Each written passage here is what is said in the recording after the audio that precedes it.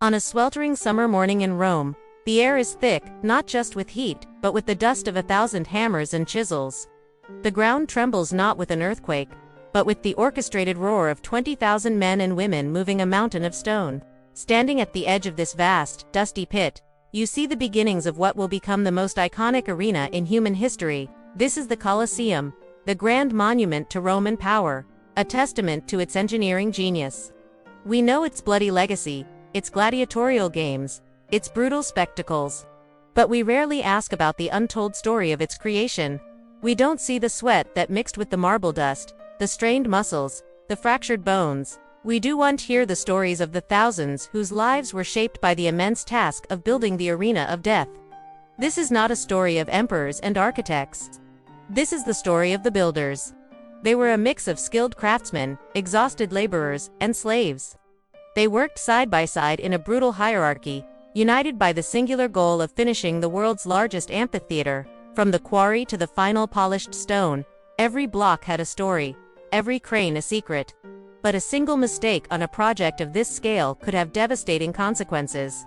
The challenge was immense, the cost was staggering, and the pressure was unimaginable. In the face of impossible odds, what ingenuity did they use to overcome the seemingly unbreakable laws of physics? And what personal cost did they pay to build a monument whose purpose was to entertain the masses with death? We will find the answers in the dust of history. Subscribe to witness the true story behind the greatest show on earth. The common myth about the Colosseum is that it was built entirely by slaves, a testament to Roman ruthlessness and brute force. But the reality is far more complex and, in some ways, even more astonishing. While thousands of Jewish captives were brought back to Rome after the sack of Jerusalem and forced into labor, they were not the sole builders. The project was too vast, too intricate for a single, unskilled workforce. The construction site was a complex microcosm of Roman society, a living, breathing machine composed of distinct layers. At the top were the Roman architects and engineers, the masterminds of the project. Their plans, drawn on vast papyrus scrolls and wax tablets, dictated every precise angle and curve. They oversaw a highly organized hierarchy of specialized laborers, each with a specific and critical role. The caminterie, the humble masons, mixed the revolutionary Roman concrete. The marmorari and lapicidae were the skilled marble and stone carvers, responsible for the ornate, elegant facade. Below them, a vast army of common laborers, the anonymous faces of the empire, hauled the heavy stone and mixed the concrete. This workforce was a brutal mix of enslaved war captives, skilled wage earners, and specialized artisans brought from across the empire, all working side by side to construct a wonder that would define a city. To truly understand their struggle, you must first understand the political context. The Colosseum was not simply a whim of an emperor. Its construction was a calculated act of public relations, a grand gesture of a dynasty seeking legitimacy. The site was once the private garden and artificial lake of the hated Emperor Nero, a tyrant who had seized a massive amount of prime real estate after the Great Fire of Rome to build his ostentatious Golden House. By building a public amphitheater on this very spot, the new Emperor Vespasian was sending a clear message. He was restoring the land to the Roman people, and with it, restoring Rome's virtue and its traditions. Vespasian, a man of humble origins, who had risen to power through the military, understood the importance of popular favor. The Flavian Amphitheater, as it was originally named, was a colossal public gift, a symbol of a new era of peace and stability. The pressure on the builders was immense. It was not just a construction project, it was a promise to the people, and it had to be delivered on time and on budget to solidify the Flavian dynasty's place in history. Our story begins on a summer morning in 74 AD, roughly 4 years into the project.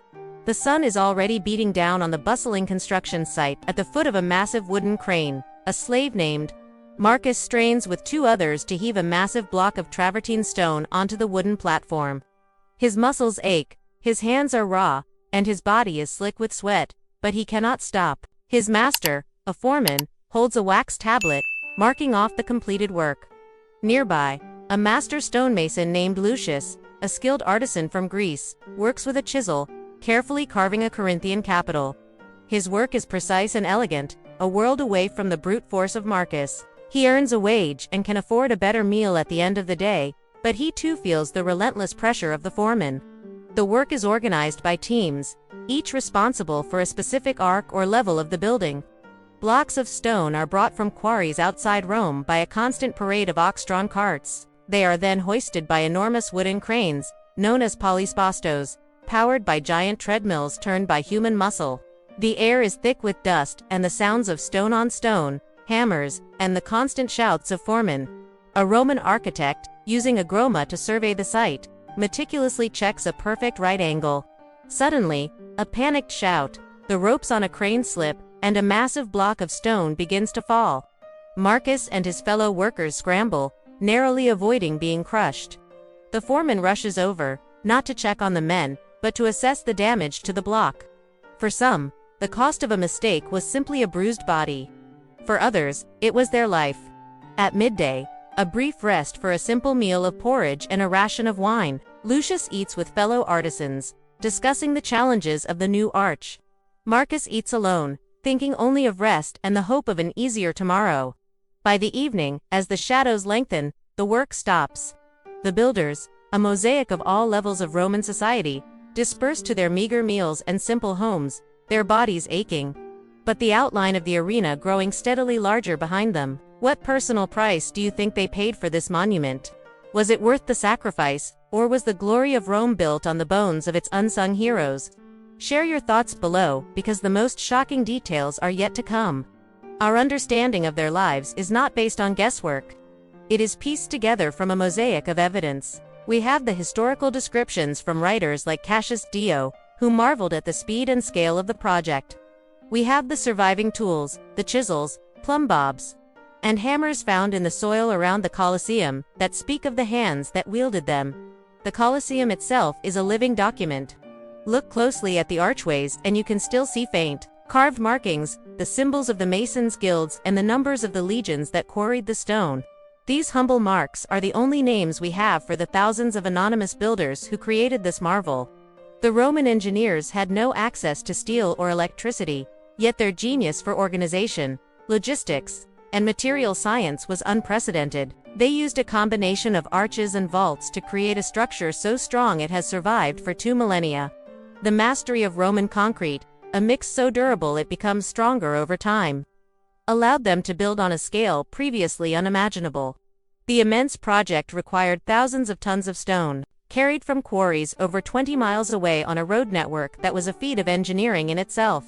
Below the arena floor, the hypogeum labyrinthine network of tunnels, lifts and cages for animals and gladiators was a testament to the complex planning that went into every aspect of the project.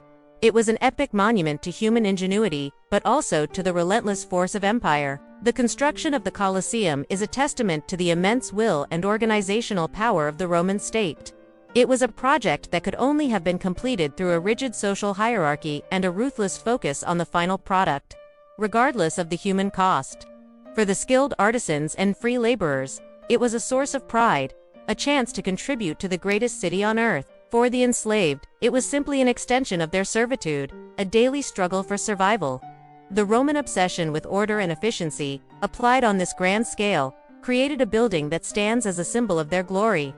But for the thousands of builders, it was a symbol of a different kind, a monument to their endless labor, a silent witness to their sacrifice. It was an undertaking that unified the most disparate elements of Roman society: the citizen, the craftsman, and the slaven, a common cause that transcended their personal lives.